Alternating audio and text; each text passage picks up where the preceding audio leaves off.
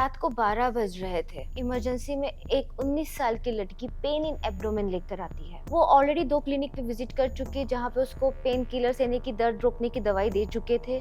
Ultrasound में diagnosis बड़ी confusion था। वो हमारे पास इमरजेंसी में आती है, हम उसे देखते हैं। हमारा जो रेस है वो टाइम के अगेंस्ट है। ये है साइलेंट किलर ओवेरियन टॉर्शन, जिसमें ओवरीज अपने आप ही रोटेट होती है, उसमें आटे यानी कि नॉट लग जाते हैं। एंड क्या हम इस कंडीशन में उसकी ओवरीज बचा पाएंगे या हम उसकी फर्टिलिटी को प्रिजर्व कर पाएंगे? तो आइए इस साइलेंट किलर के बारे में जानते हैं। ये है ओवेरियन टॉर्शन। मैं हूँ डॉक्टर मुदिता जैन, एक high risk pregnancy consultant, laparoscopic surgeon and cosmetic gynaecologist. आज हम बात करेंगे ओवेरियन टॉर्शन होता क्या है, इसे कैसे डायग्नोज कर सकते हैं, ये किन कंडीशंस में होता है और इसका ट्रीटमेंट क्या होता है और इसके ट्रीटमेंट के बाद आगे फ्यूचर में आपकी फर्टिलिटी पे क्या असर पड़ता है। तो ओवेरियन टॉर्शन होता क्या है? ओवेरियन टॉर्शन यानी कि जो ओवरीज रहती है उसकी साइज बड़ी हो जाती है या उसमें सिस्ट रहती है तो वो अपने आप ही गोल गोल घूम जाती है, उसमें आटे पड़ जाती है यानी कि नॉट पड़ जाता है। तो उसके कारण क्या होता है कि उसकी जो ब्लड सप्लाई रहती है वो ब्लड सप्लाई रुक जाती है। तो जब किसी चीज की ब्लड सप्लाई रुक जाती है तो उसमें इंजुरी यानी कि डैमेज होने लग जाता है। कई बार क्या होता है उसके अंदर गैंग्रीन भी बन जाता है अगर आपने अर्ली डायग्नोसिस नहीं कराया रहता है। उन कंडीशंस में हम ये ओवरीज और ट्यूब्स को यानी कि जहाँ से अंडा हमारा ओवरीज से बच्चेदानी में आता है वो जगह जिसे हम फैलोपियन ट्यूब कहते हैं, और जो हमारी ओवरी रहती है दोनों ही गोल घूम जाती है, उसमें आटे पड़ जाते हैं तो उन्हें हम बचा नहीं पाते हैं। तो इसमें अर्ली डायग्नोसिस बहुत इंपॉर्टेंट होती है। तो ये किन किन कंडीशंस में हो सकता है? अगर आपको पहले ही कोई ओवेरियन सिस्ट डायग्नोस की हुई हो और उसकी साइज बढ़ जाती है, या आपको कोई डर्मोइड सिस्ट हो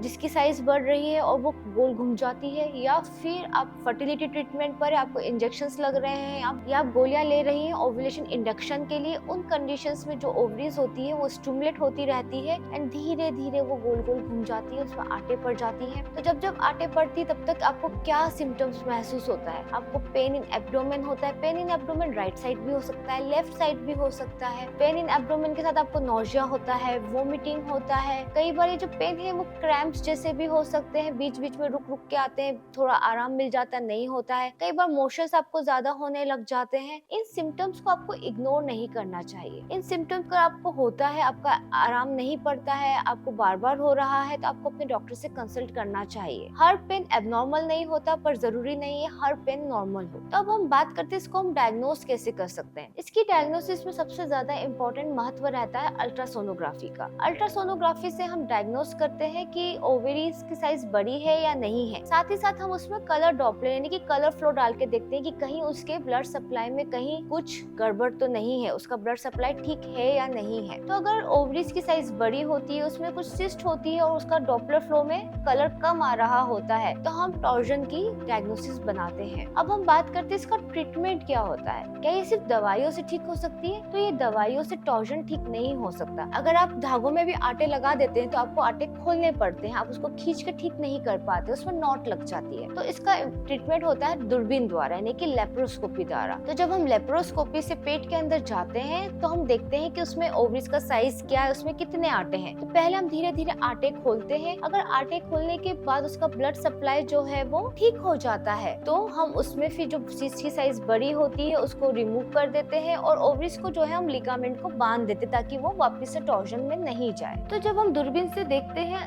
तो अगर हमें नॉर्मल हो जाता है ब्लड सप्लाई तब तो हम ये वाला ट्रीटमेंट कर पाते हैं। पर अगर हमको लगता है कि आटे खोलने के बाद भी इसका ब्लड सप्लाई नहीं आया है, वो परमानेंटली डैमेज हो गया है, आपकी ओवरीज जो है ब्लूइश ही कलर की है, तो भी हम एक बार ट्राई करना चाहेंगे कि वो बच जाए। बट मोस्टली जब अगर गैंग्रीनस टाइप की ओवरीज हो जाती है तो हमें उसे रिमूव करना पड़ता है। तब आपकी बॉडी में सिर्फ एक ही ओवरी बचती है, दूसरी ओवरी रिमूव हो जाती है। फर्टिलिटी में यूजुअली थोड़ा सा फर्क पड़ता है क्योंकि पहले आपकी बॉडी में 2 ओवरीज रहती है तो 2 टाइम पे एग रिलीज होते हैं, यानी कि एक महीना एक ओवरी रिलीज करती है, दूसरे महीने दूसरी ओवरीज रिलीज करती है। पर अगर एक ओवरी कम हो जाती है तो आपको 2 महीने में एक ही चांस रहता है, तो इससे डेफिनेटली थोड़ी सी फर्टिलिटी अफेक्ट होती है। मेनी टाइम्स क्या होता है कि ओवरीज के साथ फैलोपियन ट्यूब भी रिमूव करनी पड़ जाती है। उस कंडीशन में आपकी बॉडी में यूट्रस के अंदर सिर्फ एक ही साइड की ओवरी और एक ही साइड की ट्यूब रहती है, जो कि बहुत ही डिफिकल्ट कंडीशन रहती है। तो ये रेस अगेंस्ट टाइम होती है। तो जैसे ही अगर आपको पेन होता है, आपको इनमें से संबंधित कोई भी क्लिनिकल सिम्टम्स पहले से ही हैं, यानी कि आपको पहले ही कोई ओवेरियन सिस्ट या आप उसके मेडिकल मैनेजमेंट पे चल रहे हैं, फर्टिलिटी ट्रीटमेंट ले रहे हैं, या आपको ये सिम्टम्स बार बार हो रहे हैं, तो आप डेफिनेटली अपना एक सोनोग्राफी विद डॉपलर करा लीजिए, क्योंकि टॉर्जन से आपकी फर्टिलिटी अफेक्ट हो सकती है, टॉर्जन से आपकी बॉडी में गैंग्रीनस ओवरीज ट्यूब्स हो सकती हैं। तो ये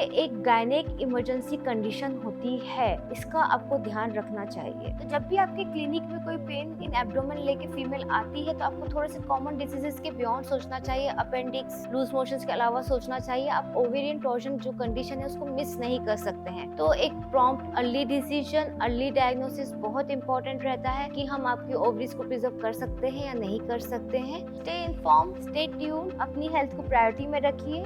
मिलते हैं हम अपने अगले वीडियो में। ऐसे और इन्फॉर्मेटिव वीडियोस के लिए हमें सब्सक्राइब करें। Thank you.